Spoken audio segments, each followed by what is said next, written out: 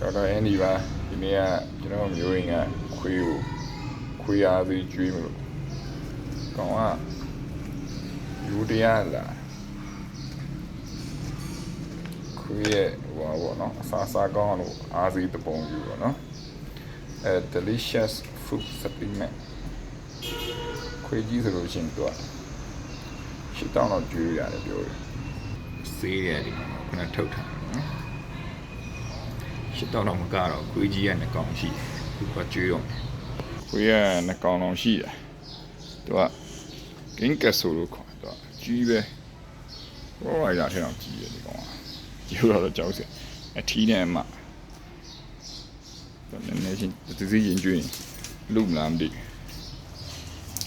ခိုင်းရအမကောင်ကကျွန်တော်ကလောင်ထဲမှာထားတယ်အမနဲ့ဆို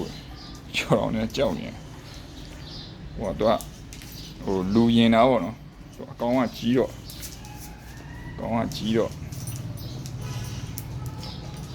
လူဖက်လိုက်လို့ရှိရင်လည်းအားရရှိတော့ကြောက်ရဘလိုကြီးကြိုက်တာတော့မဟုတ်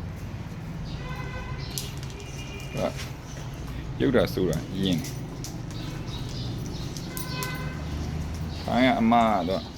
လောင်ရင်ထဲမှာဆိုတော့ဒီထီရလူကကိုကျန်းဖြစ်ဒီပိုင်းကအဲ့ဒီတော့မိုးရွာနေ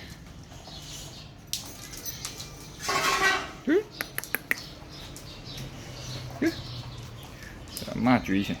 ထီရလူကကျန်း